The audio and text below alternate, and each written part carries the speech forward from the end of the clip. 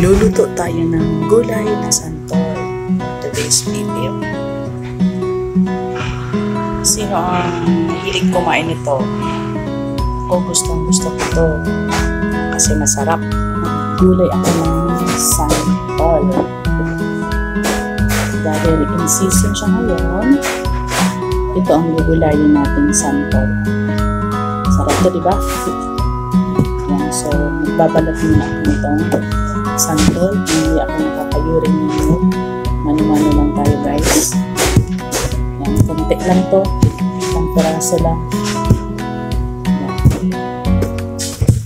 Ito ang ihalo ko. Ito ang ihalo namin sa gulay na santol. Basta. Madami naman to yung iba ipiprito para sa mga bata. Mamaya. Unahin muna natin yung pagbabala ng santol. Okay, step 1, malatan ng santol.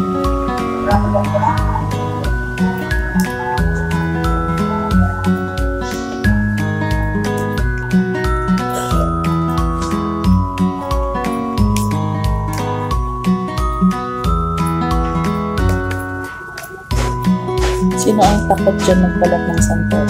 Nakilala akong takot magbalat ng santol, takot magbalat ng mangga.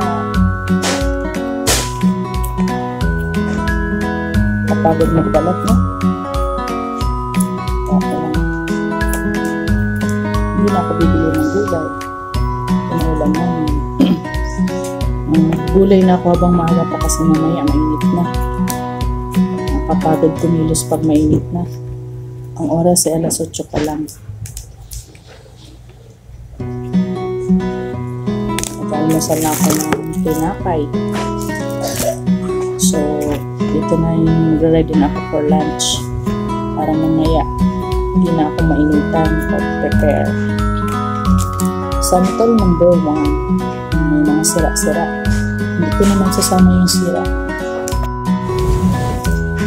Ito medyo malaki. Sinuha lang pala namin ito dyan sa labas. Merong puno ng santol dyan sa labas. Naguhulog lang siya sa lupa. Sayang. Iwasan natin ang food waste. Kaya gamitin na natin para makakinabangan. Makakatipid pa. Diba? Libre na yung santol. Masustansya pa. Diba?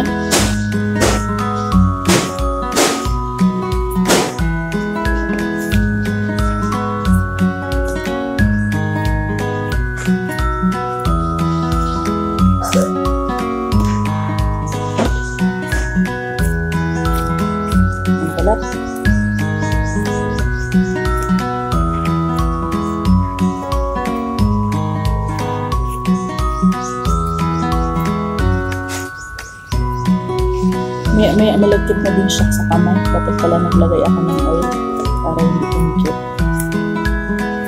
Nalagyan ako ng oil. Nalagyan ko ng oil ng kutsilyo at kamay ko.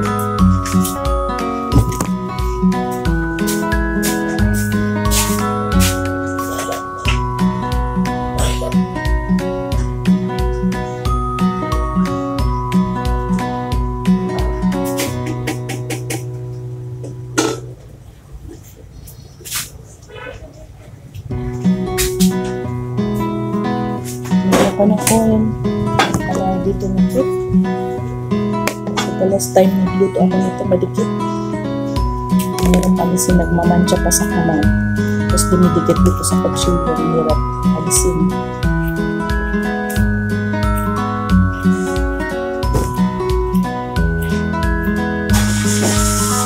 Hindi ko ito tutugtog. Ito ay iiano ko sa grate. Yung sa grater ay shred ko. Shred ko din sa shredder.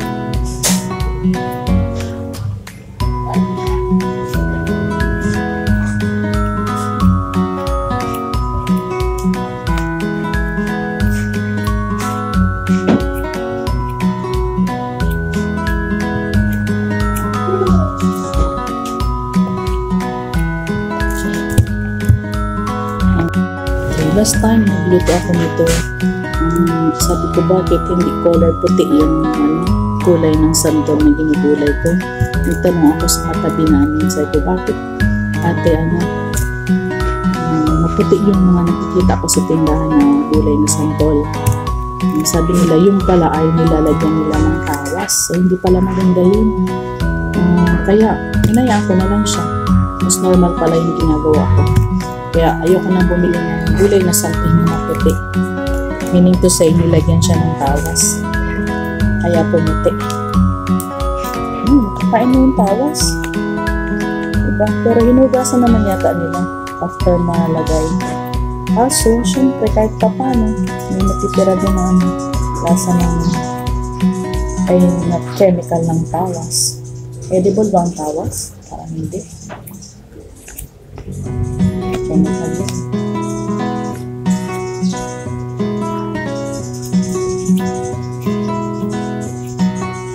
Nagtsamba-tsamba lang ako nito pagluto ng santol. Hindi man talaga actually ako marunong. Pwede lang sa lasa ko. Hindi lang ginagawa.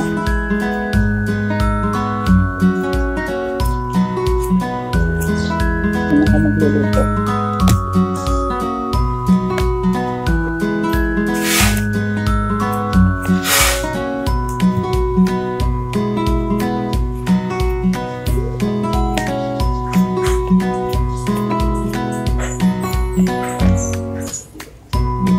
Tama ang santol.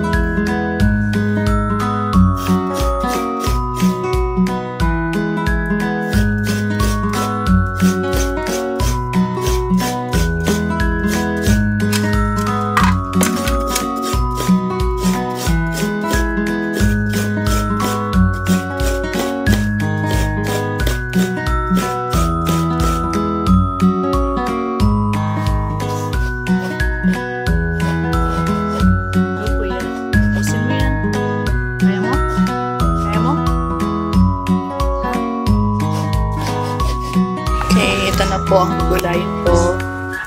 Kaunti pa lang ng santol. Ito na yung kinayod natin na nyog. Dagdagan ko siya ng kangkong. Lulutuin sa palayok. Ang palayok, no?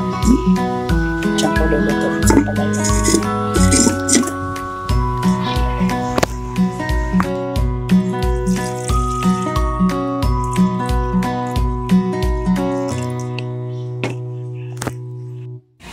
Yung mga halo, lalagay ko na.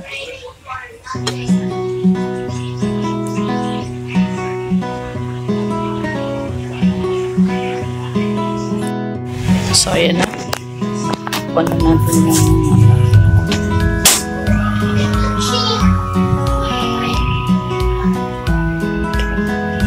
kaya natin siyang kumulo mamaya.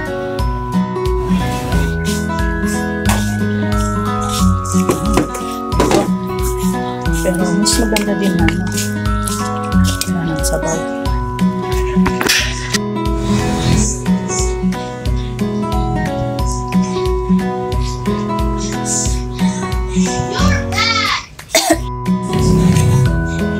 Natin, kain ako bahaw early lunch.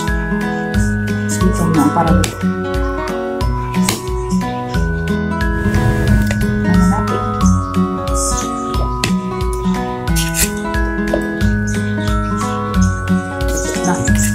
lunch pa rin.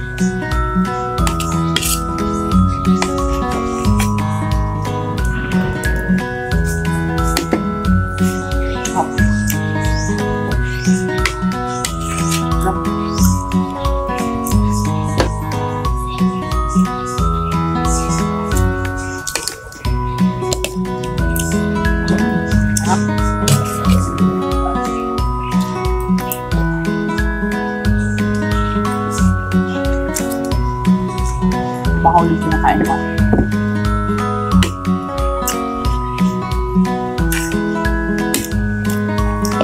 Kain tayo.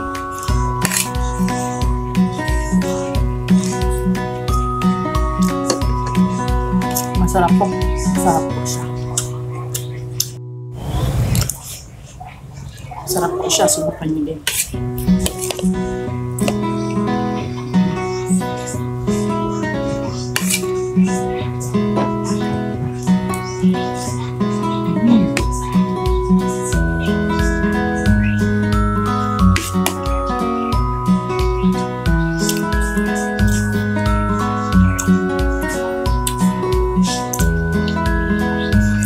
Santol at kangkong. Stop pala yun.